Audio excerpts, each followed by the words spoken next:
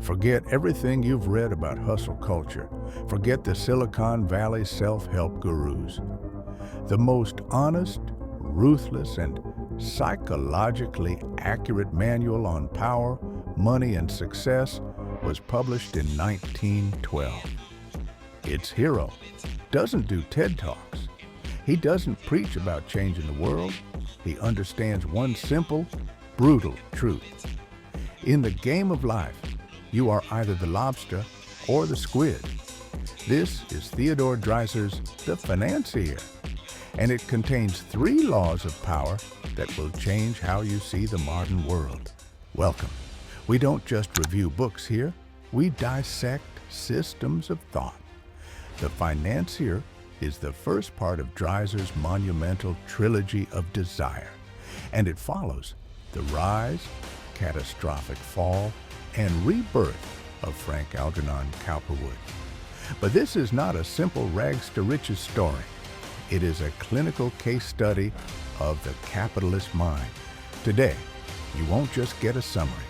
You will get 3 actionable principles of thinking that separate the mere businessman from the financial architect. Principles for which Cowperwood paid the ultimate price. Cowperwood's first and greatest law is this: strip the world of its moral costume. As a boy, he watches a lobster slowly devour a squid in a fish market tank. This isn't a tragedy to him, it's a revelation. Life is a predatory struggle where strength consumes weakness.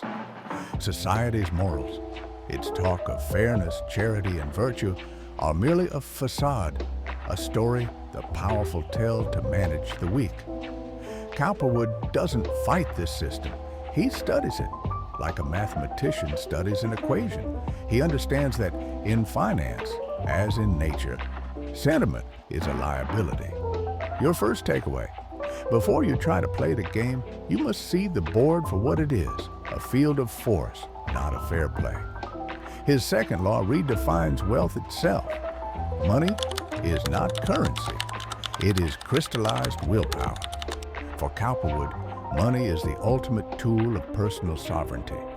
It buys freedom from societal judgment, from political pressure, from the tyranny of circumstance.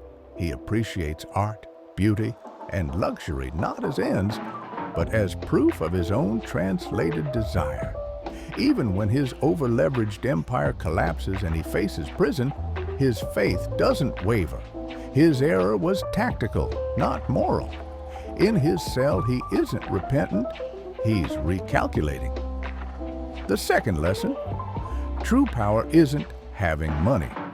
It's in the ability to see money as pure, amoral energy to be shaped and directed to build your own reality.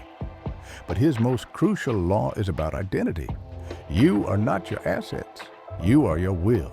Cowperwood's fall is spectacular. He loses his fortune, his social standing, and his freedom. Yet, he never loses his core self, that relentless, hungry, observant I. Prison becomes his laboratory. He reads, he plans, he hardens. Dreiser gives us a perfect metaphor. While Cowperwood is incarcerated, an octopus in his abandoned home loses a tentacle only to grow a new one. That is Cowperwood's spirit. The third and most vital lesson: cultivate a self so resilient that any bankruptcy, any scandal, any failure is merely a logistical setback, not an existential one. Your will is your primary asset. So why is this 1912 novel more relevant than ever? Because Frank Cowperwood is the prototype. You see him in the cold analytics of a hedge fund manager, in the relentless drive of a startup founder, in the philosophy of move fast and break things. Dreiser didn't create a villain, he diagnosed a type. But, and this is Dreiser's genius and his warning, he shows the full cost. Cowperwood's realism makes him lonely. His worship of will isolates him. He can possess people, but never connect with them. The novel asks, what is the point of building your own world if you are the only one in it? This isn't an instruction manual, it's an X-ray.